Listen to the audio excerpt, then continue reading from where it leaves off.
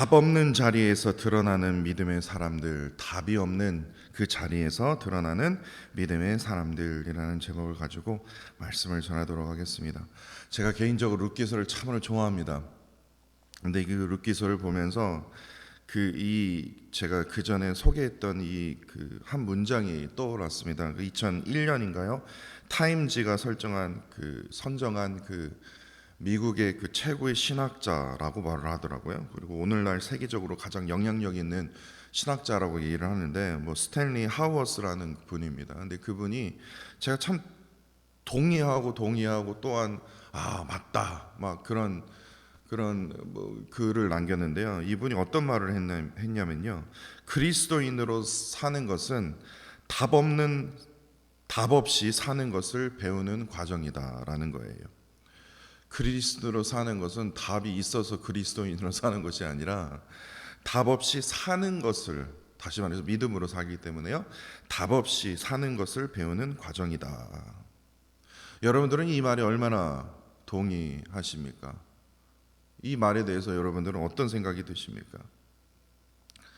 3주 전인가요? 2주 전인가요? 어느 집사님과 이야기를 나누다가 놀란 적이 있죠.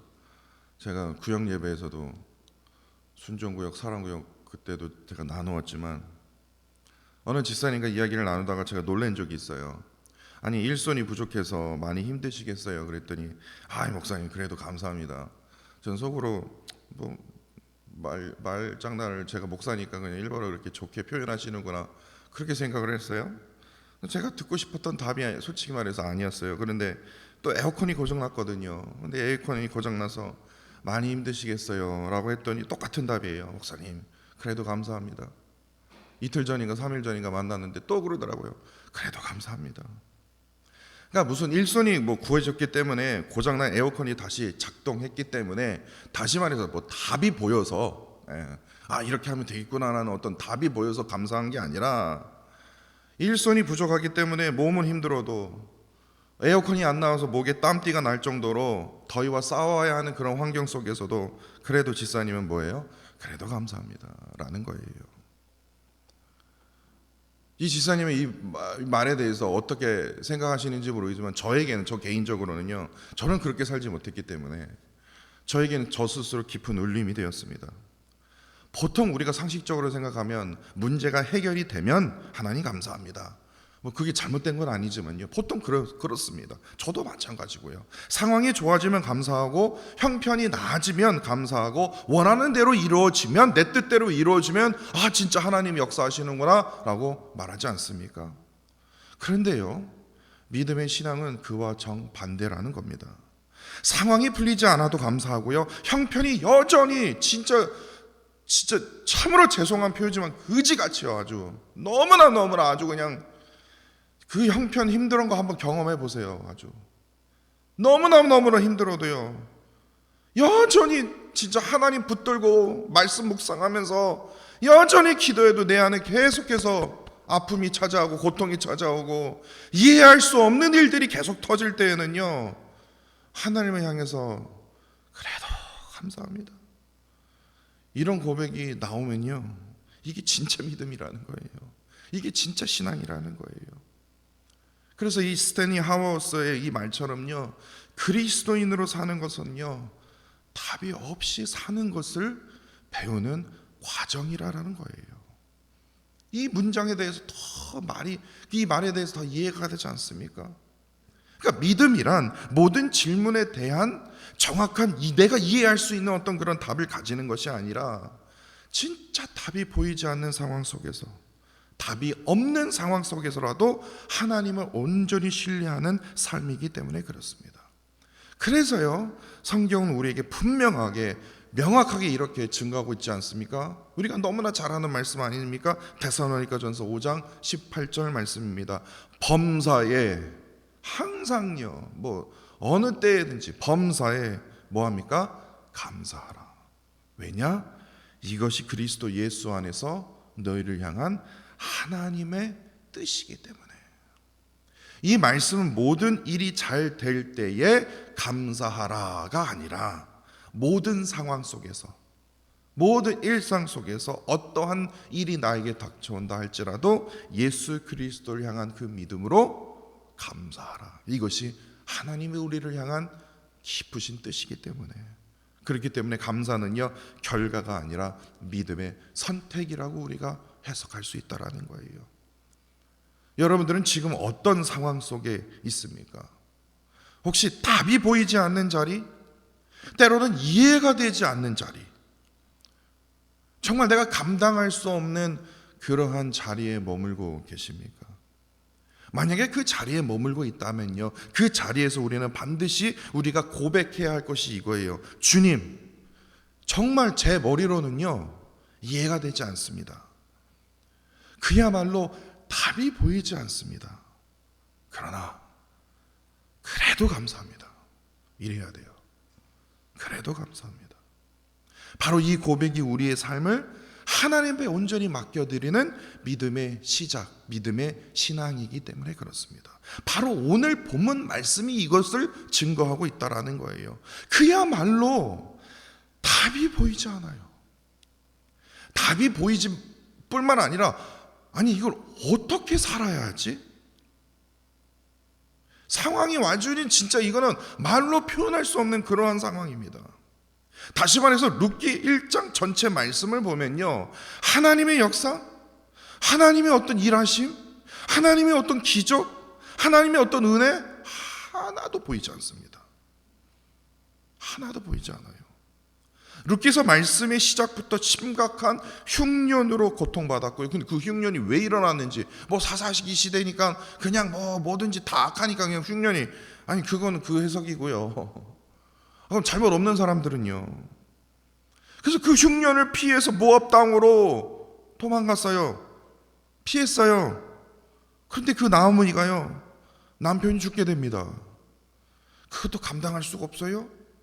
그런데 남편뿐만 아니라 딱 두 아들 남았는데 그 두 아들마저 어떻게 됩니까? 죽게 됩니다. 어떻게든 살고자 베들레헴을 떠나 모압으로 도망갔거니 떠났는데 남편이 죽고 두 아들이 다 잃게 된 겁니다. 어떻게 사냐고요? 아니 어떻게 지금 하루하루를 살아갈까? 결국 과부가 됐죠. 그리고 두 며느리 또한 과부가 된 상태입니다. 어떻게 해요? 만만한 게 다시 베들레헴 고향으로 돌아가는 건데요, 나오미는 할 수 없이, 야 뭐 내 가족도 없고 친구도 없고, 아니 그렇다고 뭐 그 모압 땅 그 뭐 내가 아는 것도 아니고 그냥 다시 고향으로 돌아가야겠다. 다시 말해서 완전히 철저하게 빈손으로, 그야말로 실패자로 다시 고향으로 돌아간 겁니다. 그래서 그 고향 베들레헴으로부터 돌아온 후에 벌어진 이야기가 바로 룻기서 말씀이라는 거예요. 그런데 오늘 본문 19절을 보세요. 나오미가, 그래도 그 고향 사람들은 끝까지 남았나 봐요. 온 성읍이 나오미가 돌아왔다라는 거예요. 와, 나오미 돌아왔네. 그럼 뭔가 좀 성공해서 돌아온 거 아니냐? 그렇게 생각해야 되는 거 아닙니까? 그런 기대가 있지 않겠습니까? 룻이네? 근데 딱 봤더니 나오미네? 이게 뭐야 이게? 그리고 이어지는 20절과 21절에 이겁니다. 나오미의 마음이 얼마나 깊은 절망 가운데 있는지를 분명히 보여주고 있지 않습니까? 제가 다시 한번 읽어드릴게요. 나오미가 그들에게 이르되 나를 나오미라고 부르지 말라, 나를 마라라 부르라. 이는 전능자가 나를 심히 괴롭게 하였었습니다. 그 적는 자가 하나님을 얘기하는 겁니다. 내가 풍족하게 나갔더니 여호와께서 내게 비어 돌아오게 하셨습니다. 여호와께서 나를 징벌하셨고 젖는 자가 나를 괴롭게 하셨거늘 너희가 어찌 나를 나오미라고 부르냐? 어떻게 나오미라고 나를 부를 수 있겠느냐, 이 말이에요. 이게 무슨 말이냐면요, 이걸 정확하게 해석을 하셔야 됩니다. 나오미는요 지금 두 며느리를 지금 데리고 지금 베들레헴에 왔는데 단지 그냥 고향 사람들에게 나 힘들어 죽겠다 이 말이 아니에요. 자신의 이름을 버릴 만큼 큰 절망하고 있었다라는 거. 이게 무슨 말이냐면요, 나오미는요 히브리어로 나의 기쁨이라는 뜻입니다. 그러니까 나오미라고 얘기하면 교황 사람들은 기쁨이었구나, 기쁨이었구나 이거예요. 그런데 그 기쁨이가 어떻게 돼요? 지금 남편과 두 아들을 모두 잃고 그야말로 그 고대 사회에서 삶의 어떤 기반을 잃어버린 거예요. 전 재산을 잃은 것과 같습니다. 그 무너진 상황에서 더 이상 나 자신을, 내가 이름이 기쁨이지만 야, 기쁨이라고 부를 수 없다, 부르지 마라라는 거. 그래서 나옴이라고 부르지만 뭐라고 부릅니까? 그랬더니 마라라고 부르래요. 마라는 뭡니까? 쓰다라는 거예요. 고통스럽다라는 거예요. 그러니까 내 인생은 이제는 기쁨이 아니라 쓰라림이다. 그러니까 고향 사람들이여 나를 쓰라림, 고통이라고 불러라. 왜냐? 이게 중요합니다. 여호와께서 나를 징벌하셨고 전능자가 나를 괴롭게 하셨기 때문입니다 라는 거예요. 너무나 절망적인 어떤 그런 구절 아닙니까? 그런데요, 우리가 여기서 오해하시면 안 됩니다. 여기에 나오미의 마지막 소망이 담겨 있어요. 아주 중요한 포인트가 뭐가 있는데 이게 뭐냐면, 나오미는요 자신의 이름을 버리고 마라라고 바꾸려 했죠. 그렇지만 중요한 것은 이거예요. 마라든 나오미는 전혀 상관없어요. 뭐가 중요하냐면, 나오미는요 하나님의 이름을 버리지 않았고 바꾸지 않았다는, 바꾸지 않았다는 것은 하나님을 바꾸지 않았다는 거, 버리지 않았다는 거예요. 저 같으면요, 나 이제 기쁨이라고 부르지 말라고 고통 쓰라림이라고 부르는데, 이 잔인한 하나님이 나를 이렇게 징벌하셨고 정말 사랑이라고 말하는 그 하나님이 나를 이 꼬락선으로 만들었다. 그러니까 나는 이제부터 나는 그런 하나님 안 믿을란다. 저는 그럴 것 같아요. 너무나 고통스러우면요. 그러지 않습니까? 그렇지 않냐고요. 어떤 목사가 어떻게 저렇게 얘기할 수 있어요? 아니 진짜 고통 당하면요, 진짜 이해할 수 없는 그런 상황이 오면요, 뭐 그렇게 하라는 얘기는 아닙니다. 오해하지 마세요. 아니 사랑이라고 말하는 하나님 어쩜 이럴 수 있어? 전능자라고 말하는 하나님이 어떻게 어떠한 역사가 하나도 일어나지를 않아? 이게 뭐야? 이게 은혜가 없는 하나님이지. 그러면서요 막. 그런데요, 나오미는 그렇게 고백하지 않았다는 거예요. 내 이름을 버릴지언정 전능자는 전능자이시고 여호와시면 그 여호와시라는 거예요. 그 이름을 바꾸지 않았고 버리지 않았다라는 거예요. 이게 무엇을 지금 의미합니까? 지금 답이 보이지 않는 상황이에요. 삶의 기반을 다 잃어버린 상황입니다. 진짜 하나님을 이해할 수 없는 상황이에요.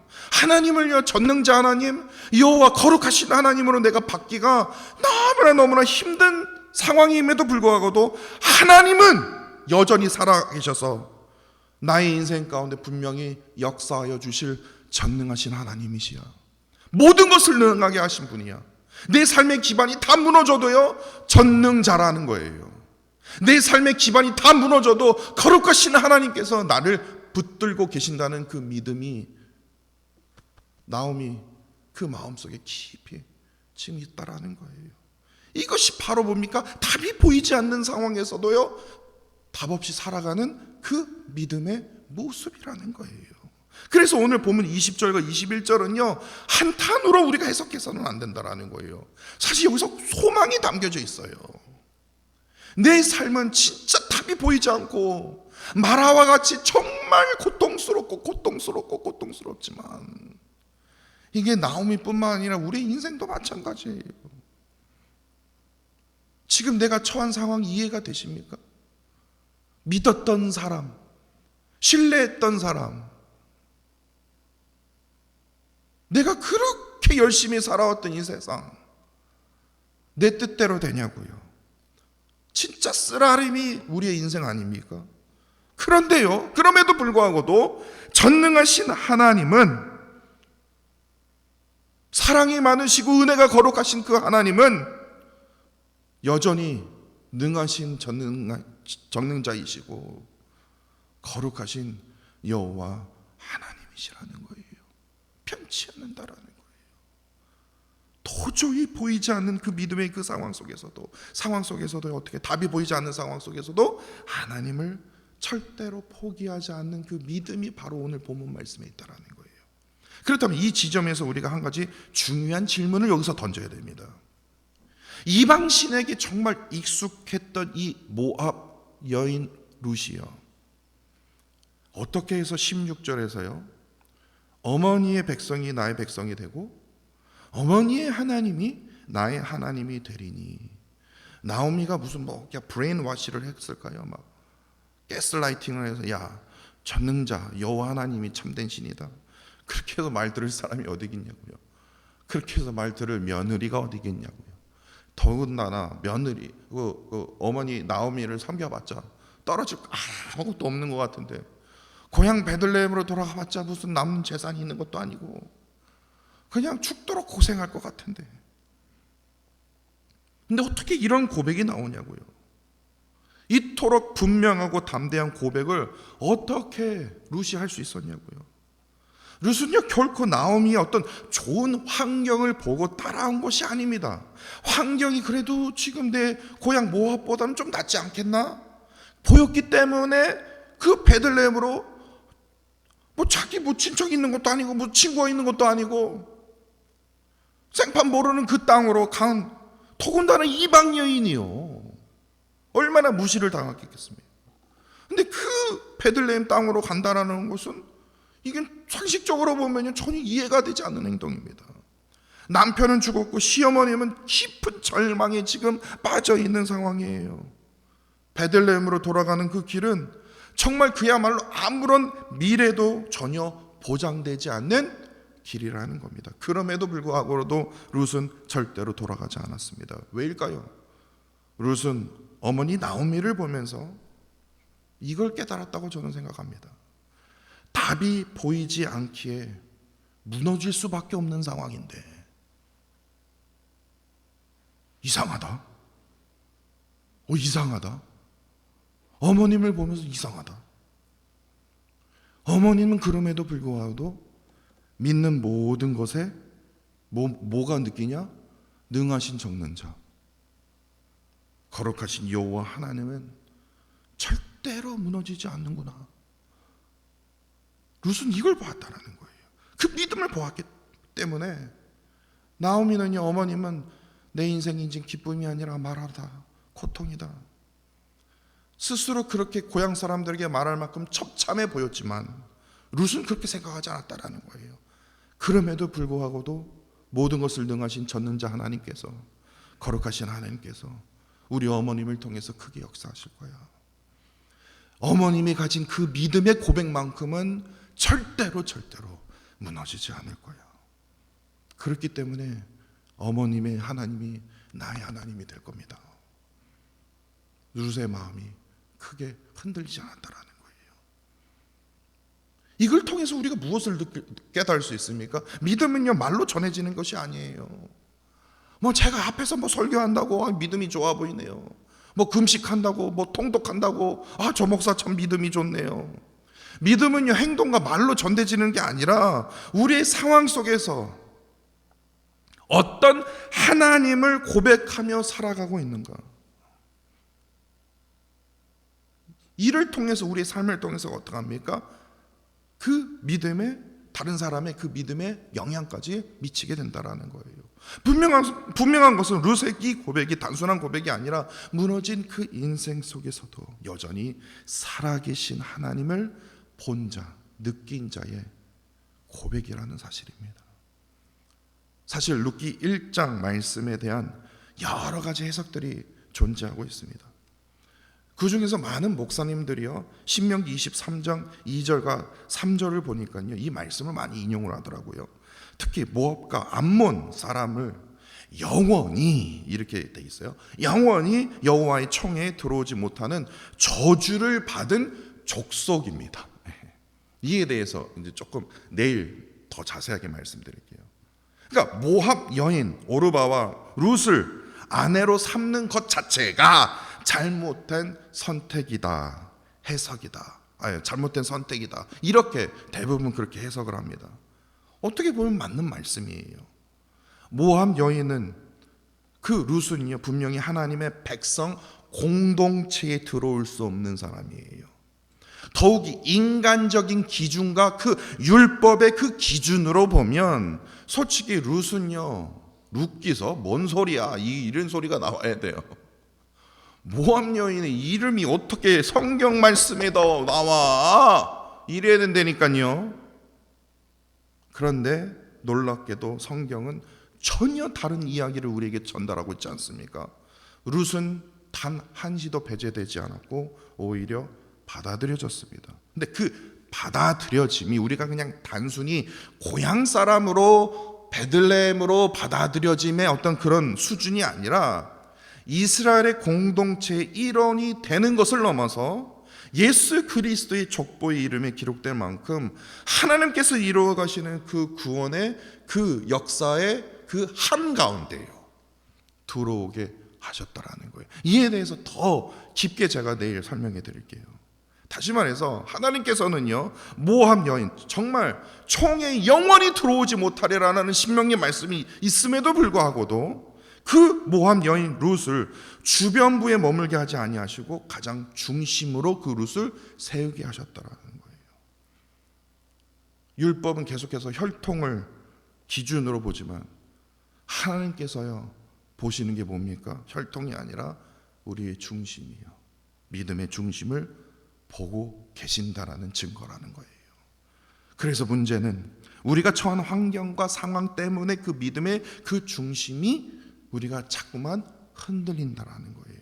앞서 말씀드렸던 것처럼 답이 보이지 않는 그 상황 속에 들어가면요 우리는 나오미처럼요 나 스스로를 말하라고 불러달라, 고통이고 절망이고 그러면서 우리가 주저앉고 싶을 때가 많다라는 거예요. 그러나 우리가 반드시 기억해야 할 것이 이겁니다. 나오미는 자신을 말하라고 불렀지만 모든 것에 능하신 전능자 거룩하신 여호와 하나님을 단 한순간도 놓치지 않았다는 사실이에요. 하나님께서 그녀가 스스로 마라의 그 쓰라림으로 여길 때에도 하나님께서는 여전히 그 나오미를 기쁨의 나오미로 보고 계셨다라는 게 오늘 본문의 포인트입니다.